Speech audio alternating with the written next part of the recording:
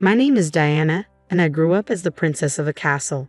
My parents, bless their souls, had more wealth than some small countries, but they instilled in me the value of every penny. Money talks, but wisdom listens, my dad would say, while my mom insisted I learn to budget before I even knew how to spell. My luxurious life felt like a fairy tale, until it shattered. At 12, a private jet crash turned my story into a dark reality. Overnight, my grandmother took me in, and we moved to a modest home far removed from the opulence I once knew. This new life was different, where luxury lay in love and care, not material possessions. My inheritance was a distant promise, locked away until I turned 25. So I adapted, learned, and thrived under my grandmother's guidance. College became both my escape and my grounding. That's where I met Alex. He was as far from my world as one could get. A scholarship kid with a heart of gold and a wit sharp enough to cut through any pretense. We clicked in a way I never expected. Bringing him home to meet Grandma was nerve-wracking. I hadn't told him about my money. Better he doesn't know, at least not yet, Grandma advised, and I understood her wisdom. I wanted Alex to love me for who I was, not for my bank account. Grandma, this is Alex, I introduced them, feeling my stomach knot. Nice to meet you, ma'am, Alex said, extending his hand, which Grandma shook warmly.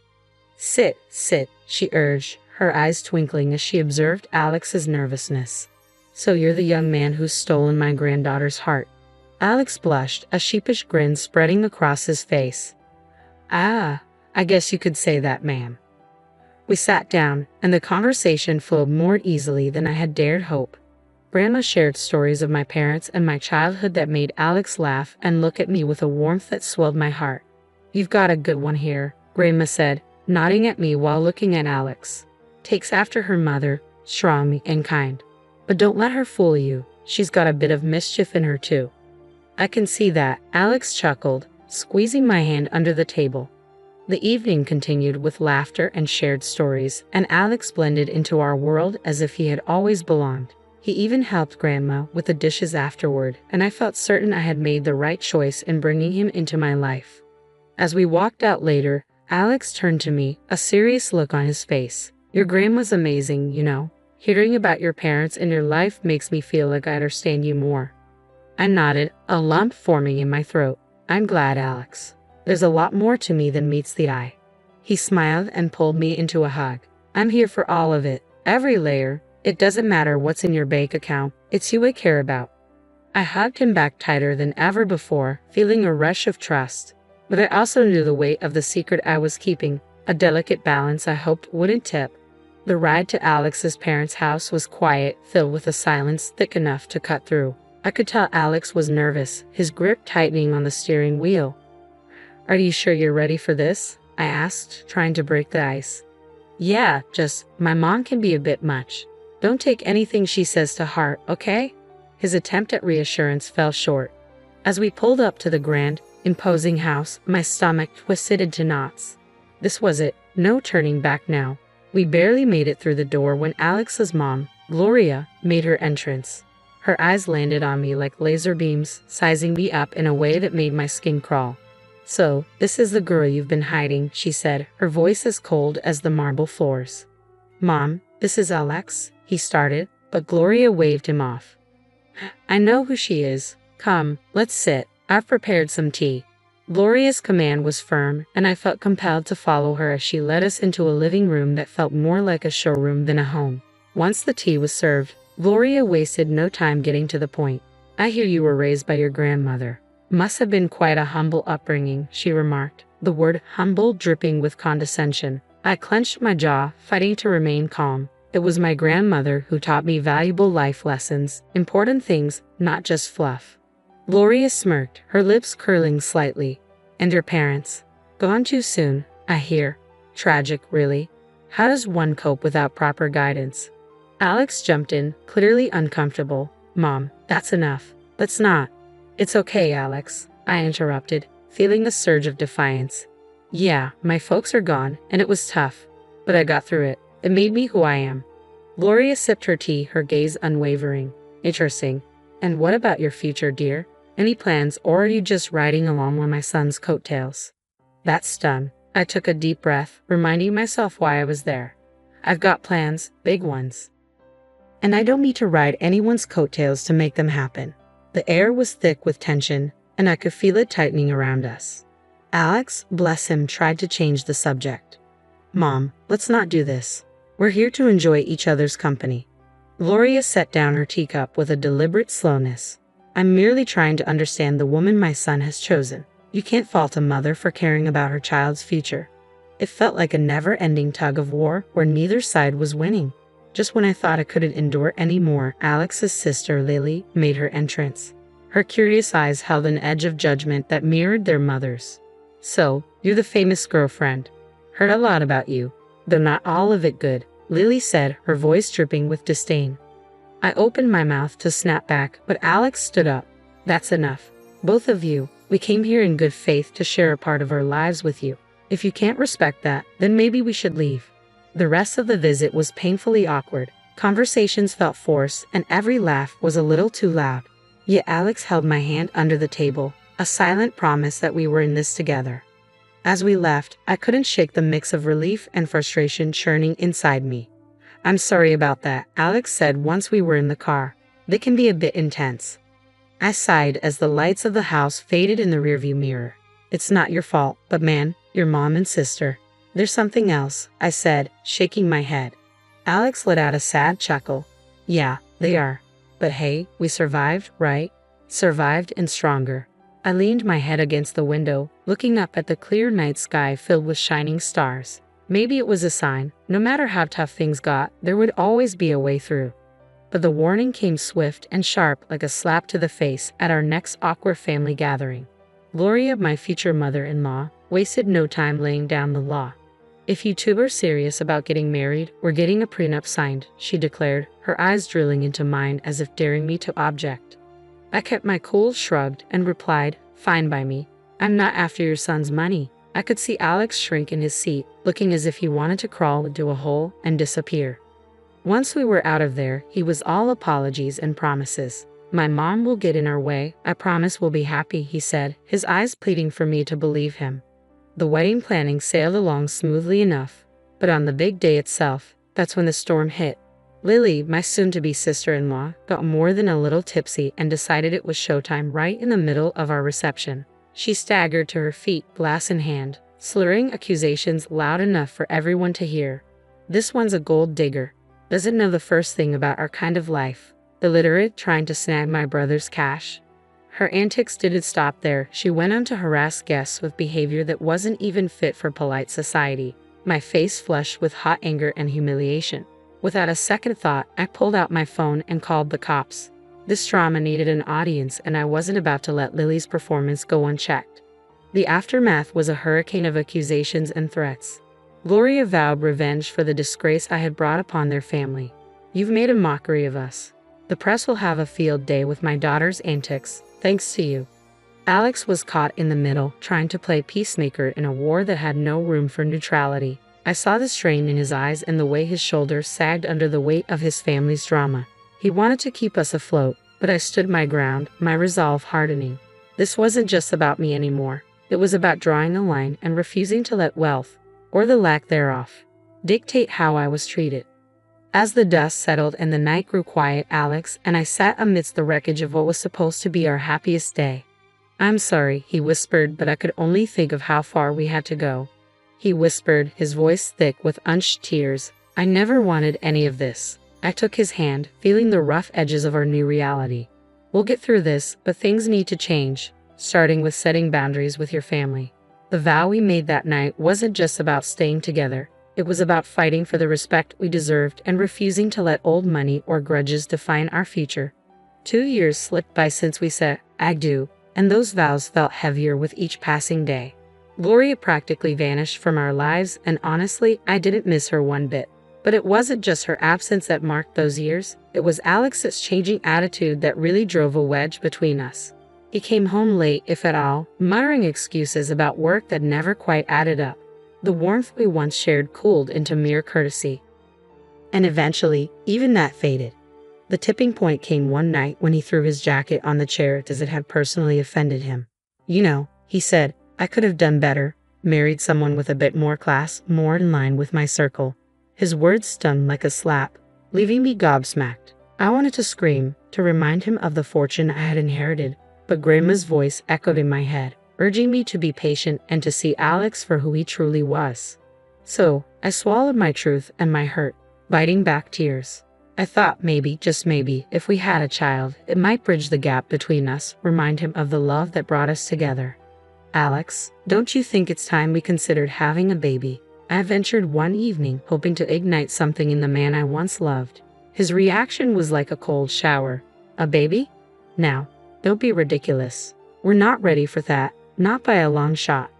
That conversation crushed me. It wasn't just his refusal. It was the disdain in his voice, the way he made it clear that what I wanted, what I thought could save us, was nothing but a foolish fantasy.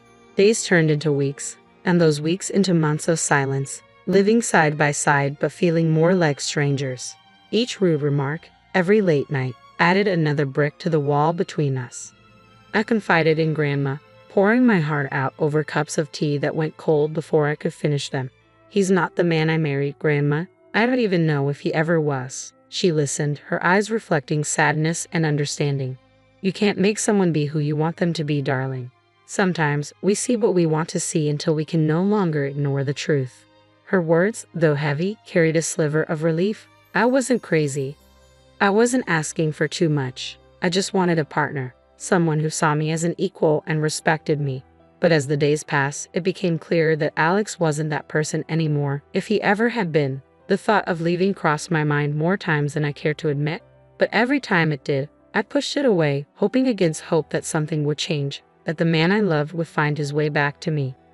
I went all out for Alex's birthday bash, hoping to reignite the spark in what had turned into a pretty mundane marriage. No expense was spared, and the guest list was a who's who of our closest friends. Notably absent were Gloria and Lily, my mother-in-law and sister-in-law. Their drama was the last thing I needed to ruin the night. For a moment, Alex was in high spirits, soaking in the adoration and well wishes from everyone. It felt like we were back in our honeymoon phase, surrounded by laughter and inside jokes. But that bubble burst the second Gloria and Lily crashed the party uninvited, clearly expecting to be welcomed. It turned out Alex had gone behind my back and invited them, hoping to avoid any family fallout. Their presence shifted the atmosphere, turning it tense. Lily, in true form, made a beeline for the drinks, dressed in an outfit that practically screamed, "Look at me," and not in a good way. Gloria's snide remarks flew under the radar, each one a veiled jab at me or our marriage. As the night wore on, Lily's antics escalated, fueled by champagne and a desperate need to be the center of attention. She launched into a rant about how I didn't fit into their family, how I was unworthy of their name. It was a mess, and Alex was nowhere to be found, too busy playing the good son to notice the circus unfolding around him. The climax of the evening came when Lily, a few sheets to the wind, decided to air out some dirty laundry. Waving around some documents, she slurred out insults, each word cutting deeper. The spectacle ended with her stumbling into the pool, documents flying everywhere, turning what was meant to be a celebration into chaos. I rushed over, driven more by curiosity than concern, and began gathering the scattered papers. My heart sank as I pieced together the truth. They were divorce papers signed by Alex. Each signature felt like a punch to the gut, a betrayal that left me numb. Standing there, the reality crashed over me. My husband, the man I had promised to spend my life with, had decided our journey was over without even a word. The party around me faded into a blur as I clutched the documents, Alex's signature glaring up at me, confirming what I didn't want to believe. This wasn't just a party to remember. It was the end of everything I thought we had. In the aftermath of the pool incident, I sought clarity amidst the chaos. My heart raced as I approached Alex, holding the soaked documents that had unwittingly unveiled a truth I wasn't prepared for. "Alex, what's this about?" I demanded, my voice stronger than I felt as I thrust the divorce papers toward him. Before he could respond, his mother interjected, her smugness making my skin crawl. "Oh dear, looks like your little scheme didn't work out, did it? Alex is leaving you. You thought you could trap him with a baby for his money." I stared at Alex, searching his eyes for any trace of the man I married, but he couldn't meet my gaze. His silence spoke louder than words. With resignation, I signed the divorce papers. They were just a formality now, closing the chapter of a book I no longer wished to be part of. As the dust settled, Grandma approached, her presence a calming force. She didn't need to say anything. Her eyes conveyed volumes of empathy, understanding, and unspoken support that bolstered my resolve. Then she revealed the truth, not just to me but to everyone present. "She doesn't need any of your money," Grandma declared, her voice steady and strong.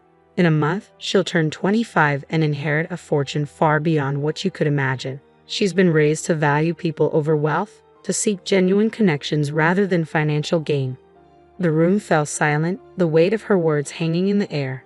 Gloria's face shifted from smugness to shock, then to a desperate greed as she scrambled to backpedal, her apologies transparent and insincere.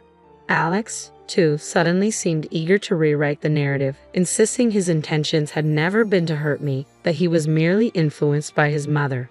But it was too late. The veil had been lifted, revealing the stark reality of our relationship and the motivations behind it.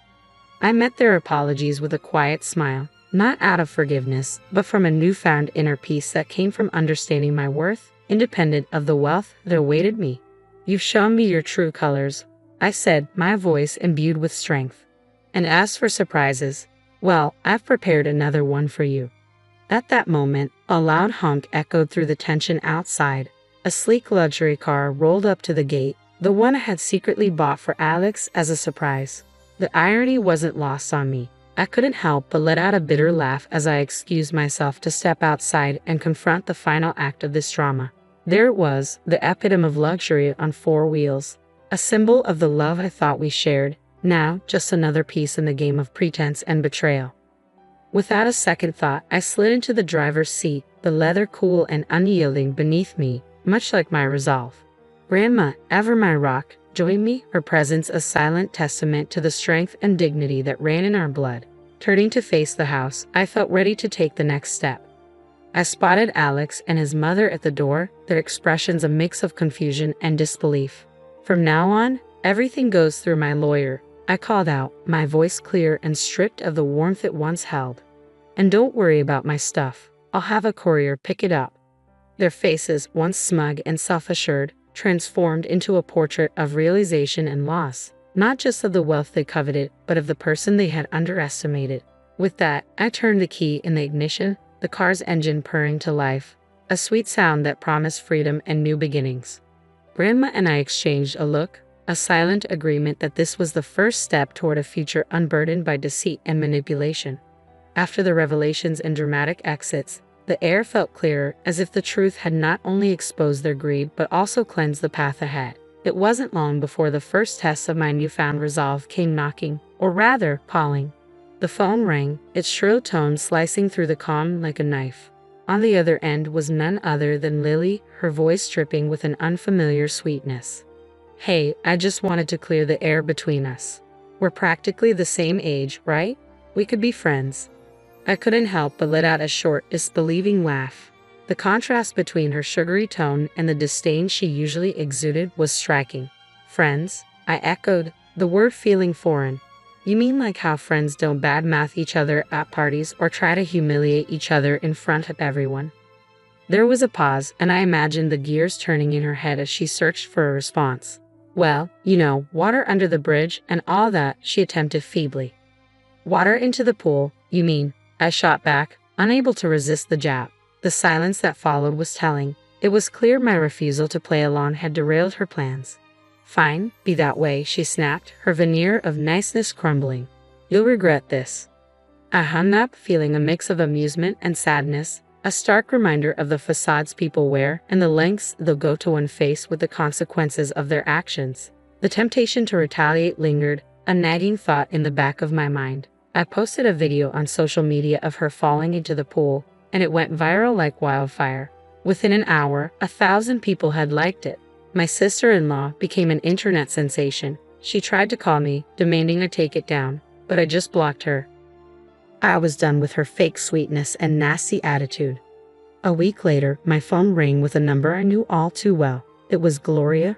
Her voice was unnaturally sweet, offering an olive branch she hoped I would grasp.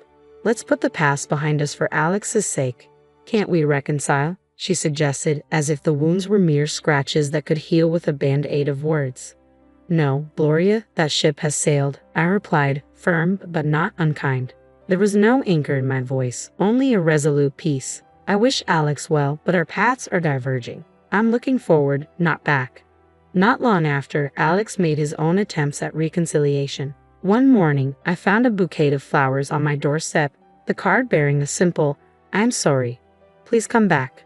The sight of them sparked more anger than affection. Without a second thought, I tossed them into the trash. His efforts didn't stop there. He showed up unannounced, hoping to talk things through, but I wasn't the same person he had left behind. His presence, once a source of comfort, now felt like an intrusion. One evening, as he made yet another uninvited appearance, I met him at the door with a resolve as hard as steel.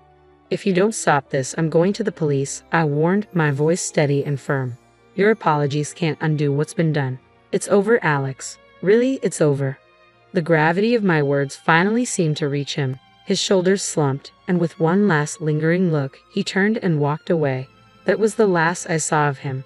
In the time that followed, I immersed myself in charity work. It became my passion and my purpose. Helping those truly in need and connecting with people who valued kindness over wealth brought me a joy I hadn't known I was missing. Living with Grandma, I found peace in our quiet routine. We'd sit together, planning our next project, our next way to make a difference. During these moments, I realized this was where I was meant to be.